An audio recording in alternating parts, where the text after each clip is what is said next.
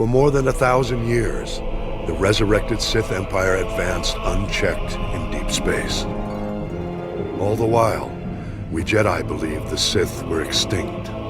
Though several self-proclaimed Sith Lords challenged the Republic, they were all fallen Jedi, not true Sith. The true Sith were the biological descendants of the ancient red-skinned race native to Korriban. The true Sith were extinct, except those who fled into exile 900 years ago. The success of their reincarnated civilization is testimony to the dark genius of the Sith Emperor. But the dedication of the Imperial people must be acknowledged as well.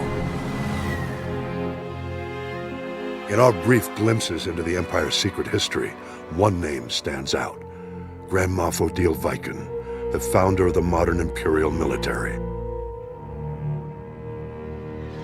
As a child, Viken was one of the few hundred survivors who fled to carnage on Korriban at the end of the Great Hyperspace War. To escape their enemies, the Emperor led a small fleet of Sith ships in a hyperspace jump into uncharted regions. The exile fleet wandered in deep space for many years thereafter. During this time, Viken learned navigation and became one of the fleet's most respected pilots. The survivors finally settled on the jungle world of Dromund Kaas. There, the Emperor revealed his vision to build a new civilization of unrivaled efficiency. And he promised his people vengeance.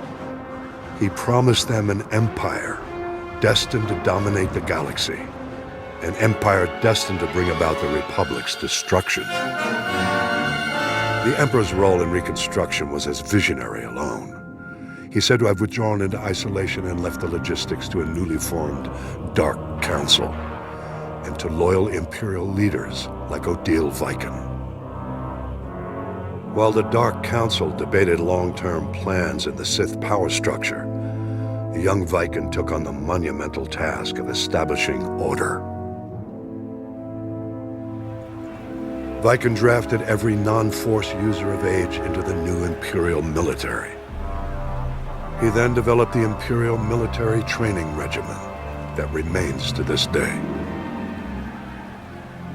With his army well-trained, Viken led a campaign to carve a footprint into the wilderness of Dromund Kaas, to create room for the Empire's new capital to flourish.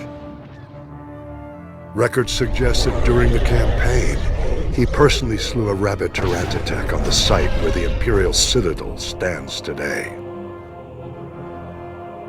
After establishing the Empire's dominion on Dromund Kaas, Viken turned his attention to constructing a new Imperial Navy.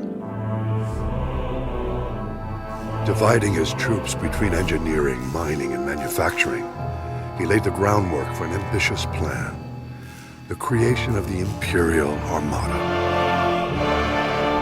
By his own estimates, the task would take centuries.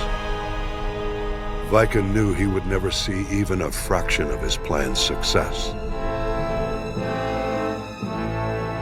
Nonetheless, he garnered the support of the Dark Council and started the work.